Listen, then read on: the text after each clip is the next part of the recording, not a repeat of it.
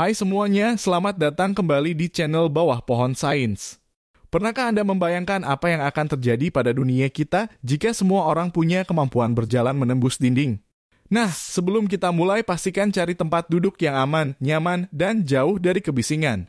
Karena di video ini kita akan bahas fenomena berjalan menembus tembok secara sains, kemudian melihat konsekuensinya. So, langsung saja kita mulai.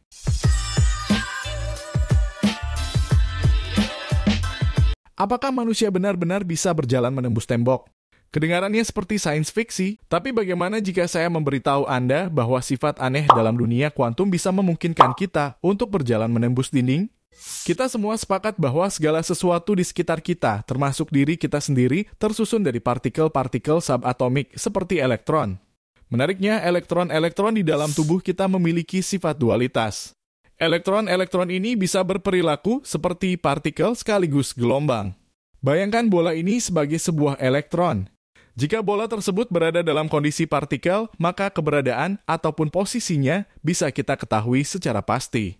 Sekarang bayangkan ia sebagai sebuah gelombang, maka keberadaannya pun menjadi tidak jelas. Karena sifat dasar dari gelombang adalah menyebar kemana-mana.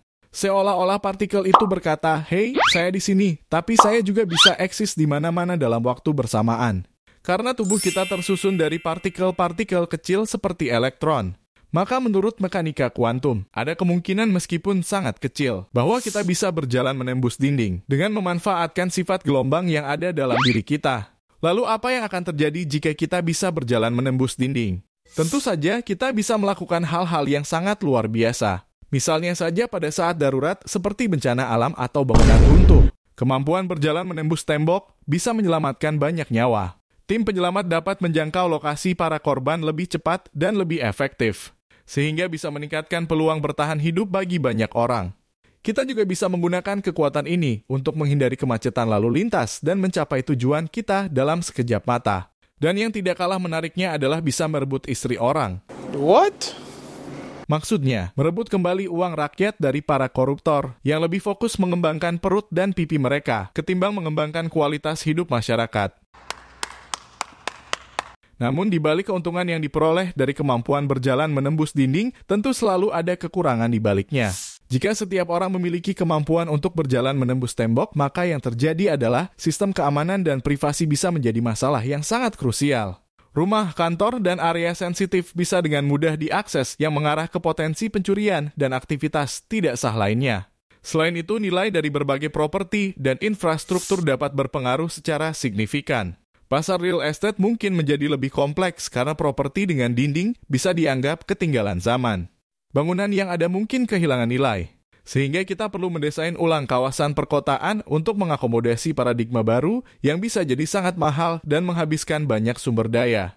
Kemudian, jika berjalan menembus dinding menjadi hal yang bisa dilakukan oleh semua orang, maka kita akan melanggar salah satu prinsip dalam fisika yang dikenal sebagai prinsip eksklusi Pauli. Prinsip ini menyatakan bahwa dua elektron tidak bisa menempati ruang yang sama secara bersamaan. Lalu bayangkan, jika semua orang berubah menjadi gelombang dan berjalan menembus tembok, maka yang terjadi adalah elektron-elektron yang ada dalam tubuh kita akan saling tumpang tindih satu sama lain.